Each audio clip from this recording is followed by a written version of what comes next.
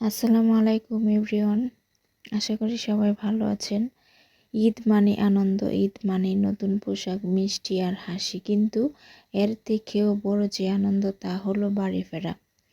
ঈদের আগে শহরের দৃশ্যটা বদলে যায়। Bus stand, rail station, launch ঘাট, সব জায়গায় মানুষের ভিড়। সবাই যেন একটাই উদ্দেশ্য, ছুটছে নিজের প্রিয় মানুষের কাছে ফিরে যাওয়া।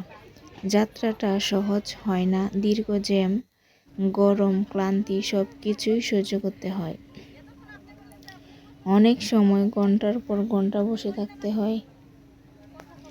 কিন্তু মজার বিষয় হলো এই কষ্টগুলো তখন আর কষ্ট মনে হয় না, কারণ মনে একটা আনন্দ কাজ করে। এর একটু পরেই বাড়ি পৌঁছে যাব। বাড়ি পৌঁছানোর সেই মুহূর্তটা সবচেয়ে সুন্দর। দরজা খুলে মায়ের মুখটা দেখা, বাবার হাসি, ভাই বোনের উচ্ছ্বাস, সব কিছু মিলিয়ে এক অদ্ভুত শান্তি। মনে হয় এটাই তো আসল সুখ। ঈদে বাড়ি ফেরা শুধু একটি যাত্রা নয়, এটি একটি অনুভূতি, এটি ভালোবাসা, সম্পর্ক আর স্মৃতির এক অমিল বন্ধন।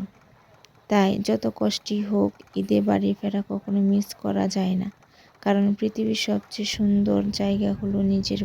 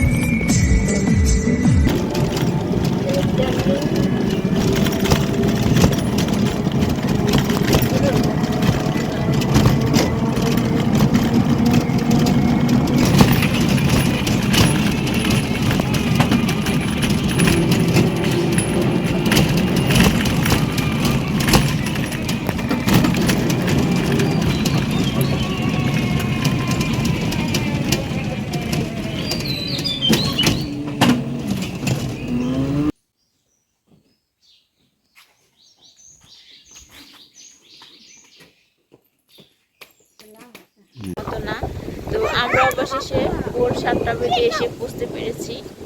তো আসার পরে এমন সুন্দর একটা পরিবেশ এবং আবহাওয়া পেয়ে সত্যি খুব ভালো লাগছে, যেটা বোঝানোর ভাষা নাই। তো এই যে ভিড় আর জ্যাম, মানে সব কিছু কিন্তু একটি আনন্দকে ঘিরেই, সেটা হচ্ছে ঈদ। এই যে দেখ, এটা আলিগুলো দিয়ে খেলি, এগুলো ফুটকা বানায়।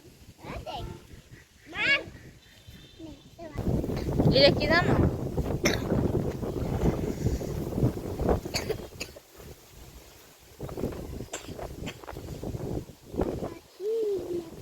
এটা কি জানো? এটা হচ্ছে হ্যাঁ, গরুর খাবার। আর এটা হচ্ছে বন, ঠিক আছে? এটাকে বলে হচ্ছে এই যে দান হয় এগুলাতে, বুঝছো? হুম,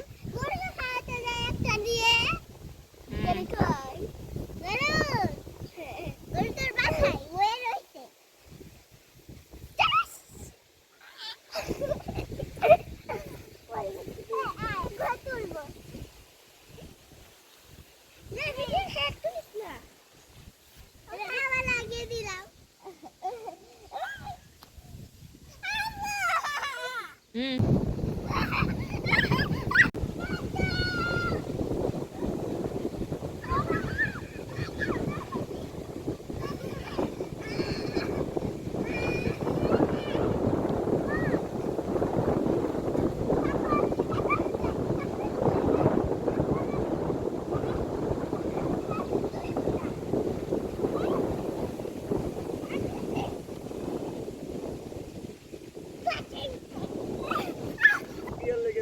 ভাই আমার কাছে তো বন্ধু আমার তো ভিডিও দিয়ে নে ভাই, আরে দিয়ে তো পরে আমি কাম করে